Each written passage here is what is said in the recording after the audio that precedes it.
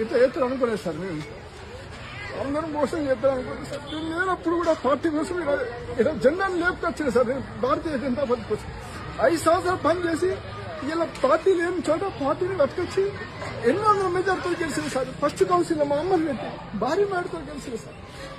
ఇలా నన్ను పైసలు తీసుకొని ఇంత చేస్తారు అనుకోలేదు సార్. చాలా బాగా అనిపిస్తుంది సార్. అందరు ఇట్లా ఇలా వాట్సాప్ కూడా నా ఆకి వేసింది సార్. నేను ఇలా సార్ ఒక గరీబోని అయినా కానీ నేను పార్టీ కోసం 20 ఏళ్ళు అయినా పార్టీ కోసం నేను నా పెట్రోల్ నా ఇల్లు సార్. ఒక గరీబోని పట్టుకొని ఇంత చాలా బాగా అనిపిస్తుంది. చాలా బాగా అనిపిస్తుంది సార్. ఎందుకంటే పార్టీ కోసం పెట్రోల్ పోసుకొని నేను అన్నం తినక నిన్న రాత్రేమో ఎంతమంది మళ్ళీ ఇప్పుడేమో పార్టీ కోసం పనిచేసిరన్న మా నాన్న నక్సలైట్లతో పోరాడి ఇవాళ ఏసీఎస్ రాజు అంటే బీజేపీ అంటే ఏసీఎస్ రాజన్న.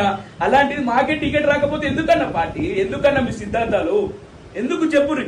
మేము పార్టీ కోసం పనిచేసినట్టు ఎవరు పనిచేసిందన్న? ఇంట్లో ముగ్గురం పనిచేస్తున్నాం. మా అమ్మ, నేను, మా నాన్న కలిసి ఈ రోజు ఎన్నో కేసుల గురించి పోరాడినాం.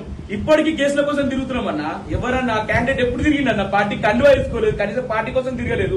అలాంటి వ్యక్తిని వల్ల తీసుకొచ్చి నువ్వు బీజేపీ అభ్యర్థి అని ఎట్లా చెప్తారు? చెప్పుర్రి, ఎట్లా చెప్పుకుంటారు? నేను బరాబర్ చెప్తున్నా అన్న. అడ్డుకుంటాము, అరవింద్ అడ్డుకుంటాము, శ్రావణ్ అడ్డుకుంటాం, బరాబర్ చర్యలు తీసుకుంటాం. అవసరం అయితే ఇండ్ల పైన దాడులకు కూడా తెగిస్తాం. మేము ఖచ్చితంగా చెప్తున్నా అన్న. అసలు సమస్యలు ఎప్పుడన్నా బోస్టాన్ ఎప్పుడు ఎన్ని పార్టీలు మారిందన్న? ఆమె ఫస్ట్ కాంగ్రెస్ వాళ్ళు, తర్వాత టీడీపీ, తర్వాత టీఆర్ఎస్, తర్వాత బీజేపీ.